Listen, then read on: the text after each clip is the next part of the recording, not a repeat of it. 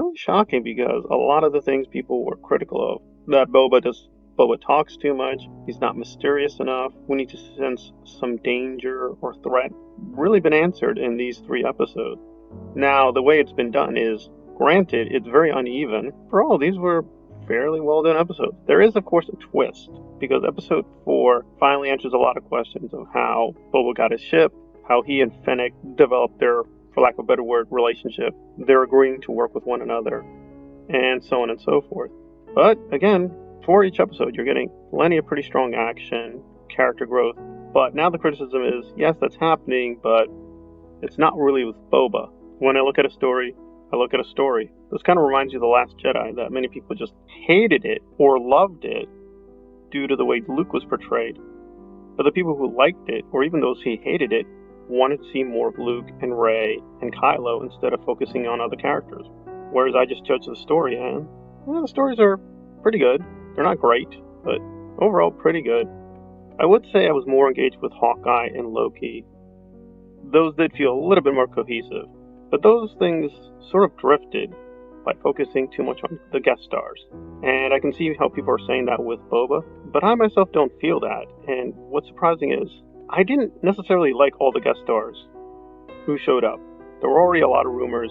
You'd get a lot of appearances in episode 4, 5, and 6, and those were fulfilled, though I was honestly shocked by who showed up and who did not show up, and also how Boba's past allies, friends, as well as enemies, where they sort of aligned themselves. There's a lot of ambiguities and mysteries. It seems some people have been killed off, but we don't know for sure. There's also clearly a kind of line in the sand being drawn in terms of Boba basically getting an army ready to take on the Pikes, and what he's willing to sacrifice, who he's willing to sacrifice, and also what the stakes are for the other people. Because that did feel a little bit thin, frankly, with Fennec, or those Power Rangers, or whatever we're going to call them. But here we're finally getting a lot of meat with the appearance of these other peripheral characters, and what their stake in the conflict is, and why they want to go up against Boba Fett or ally with. It seemed these episodes did a much better job of balancing the action, the drama.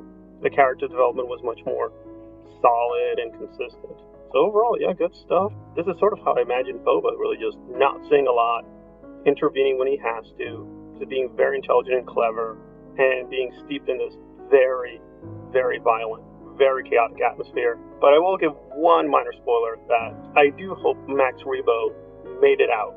I'm just going to leave it at that. I think Max is very smart. I really love seeing him, so I hope he makes it. By far, much more attentive to what Boba should be, what he wants, and why these various players are willing to align with him, and what they're going to get out of it. Whereas I felt in the early episodes, that was just left a little bit never tied up. But here, I think they went into overdrive.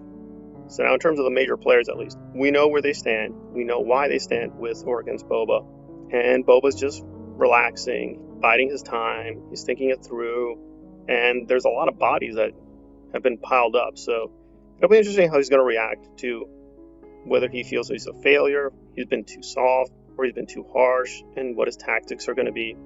I wish there were a few more twists, because once the guests arrived, kind of knew where they were going to go. It's like, oh, well, if he or she is showing up, then I know this other person's going to show up. So it's like, oh, okay. So the guest appearances weren't disappointing. It's more like they were a little bit too predictable in terms of, we could tell where the story was going to go, which is fine. I don't need every episode to be full of twists or full of paradoxes and mysteries. I do like the prequels a lot, and I still defend them, but I did think George sometimes went into overdrive and just putting these puzzles in and really trying to force the viewers to just go through all these paradoxes and mysteries. That's good to some extent, but beyond a certain point, it can get a little annoying. This part of Boba Fett now, as they're winding it down, may have gone a little too far in the opposite end. Now we got a lot of answers, but they were sort of done visually, I think a little too obvious. But again, sometimes being obvious is fine. So I'm giving a very high score to all these. I would give each one a 7.5. I know episode 5 for many people was insanely good, insanely great. But again, I'm judging contextually. And also we have to see the end to see if it all makes sense at the end with the early episodes. But I'm confident that, yeah, they've really mapped out a fairly good story with Boba. And we're all going to be very satisfied with how this final episode will mark the season and tell us more about Boba going forward.